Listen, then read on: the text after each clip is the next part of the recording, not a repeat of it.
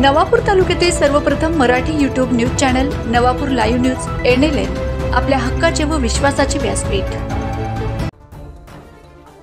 दिनांक 19 रोजी ईद ए मिलादच्या पार्श्वभूमीवर दोंडाईचा शहरात तसेच नंदुरबार शहरात दोन गटात वाद उफाळल्याने तुफान दगडफेक झाली। दरम्यान या तणावाच्या पार्श्वभूमीवर नागरिकांना शांतता राखण्यासह अफवांवर विश्वास न ठेवण्याचे आवाहन राज्याचे आदिवासी विकास मंत्री डॉक्टर विजयकुमार गावित तसेच धुळे जिल्ह्याचे पोलीस अधीक्षक व नंदुरबार जिल्हा पोलीस अधीक्षक यांनी नागरिकांना केले।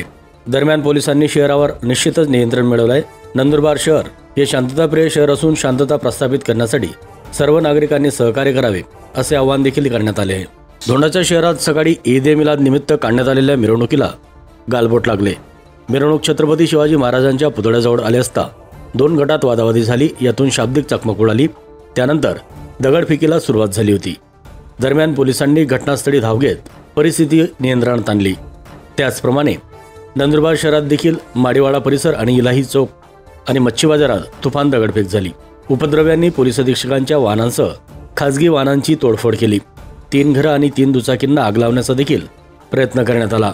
दरम्यान पोलिसांनी परिस्थिती नियंत्रणात आणली असून कुठल्याही अफवांवरती विश्वास न ठेवण्याचे आवाहन धुळे जिल्हा पोलीस अधीक्षक तसेच नंदुरबार जिल्हा पोलीस अधीक्षक यांनी केले आहे। दगडफेकीची घटना आज ईदच्या मिरवणुकीमध्ये झालेली आहे। परिस्थिती सध्या शांतता आहे। आम्ही पेट्रोलिंग देखील मोठ्या प्रमाणात वाढवलेली आहे। मी देखील स्वतः दोंडाच्यामध्ये कॅम्प करून आहे।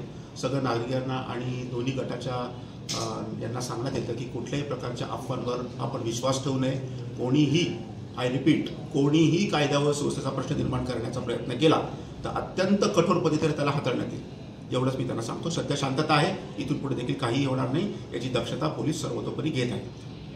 सर्व नागरिकांना आवाहन आहे, नंदुरबार शहरामध्ये ईदची मिरवणूक दरम्यान जे दगडफेक झाली आणि त्या दोन गटामध्ये जे दगडफेक झाली त्याच्यामुळे शहराचे जे काही कायदा व सुव्यवस्थेचा प्रश्न आहे त्याच्यावर प्रश्न निर्माण झालेला आहे। आता परिस्थिती शांतता आहे। पोलीस बंदोबस्त पूर्ण शहरामध्ये तैनात आहे आणि परिस्थिती कंट्रोलमध्ये आहे।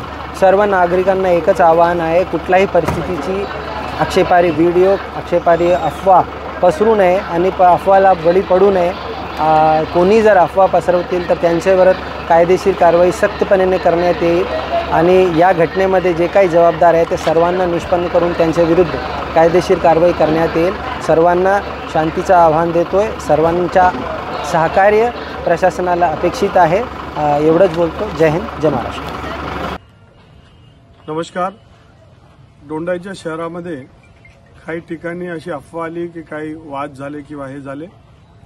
जे काही विषय असतील, आपल्या सगळ्यांना विनंती आहे की गावामध्ये शांतता टिकली पाहिजे। सगळ्याही गटांना, सगळ्या लोकांना कृपया शांतता ठेवा अशी आपल्या सगळ्यांना नम्र विनंती आहे। सणांमध्ये आपण सगळ्यांनी प्रेम आणि बंधुभावाचं वातावरण ठेवलं पाहिजे आणि म्हणून सगळ्यांना विनंती आहे की शांतता राखा। कुठलं तरी वक्तव्य ज्याच्या माध्यमातून काही चुकीचं होईल असं कोणी करू नये। आणि विशेषतः राजकीय लोकांना विनंती आहे की राजकारण करायला तुम्हाला बराच वेळ आहे, निवडणूक येईल तेव्हा करू, पण या गावाला पेटो करू नका। आमचं दोंडाईच्या हे सुख, शांती आणि प्रेमाचं गाव आहे। इथे सगळे प्रेमाने राहतात आणि प्रेमाने राहू द्या। म्हणून आपण कुठल्याही प्रकारचं राजकीय त्याच्यामध्ये रंग आणू नये ही सगळ्यांना आग्रही विनंती व सूचना। आपण या गावामध्ये सगळ्यांनी, तमाम लोकांनी शांततेसाठी प्रयत्न करावे असं नम्र विनंती आणि कुठल्याही प्रकारच्या अफवांना बळी न पडता आपलं दैनंदिन जीवन शांततेने चालू द्या एवढीच विनंती। आम्ही सारे लोक आपण गावाचे एकत्रित आहोत आणि प्रशासन आपलं काम करेल। आपण निश्चिंत राहा। धन्यवाद। दोन गटामध्ये जे शहरामध्ये तणावाचं वातावरण निर्माण झालेलं आहे ते वातावरण फैलाने किंवा इतर जे काही अफवा उडतात त्या अफवा उडवून आपण पसरवण्याचं काम करू नये। कारण पोलीस विभागानं आपल्याला सर्वांना शांततेचं आव्हान दिलं आहे आणि त्याचबरोबर त्यांनी शहरावर जे तणावाचं वातावरण होतं त्याच्यावर निश्चितपणानं या ठिकाणी कंट्रोल केलेलं आहे।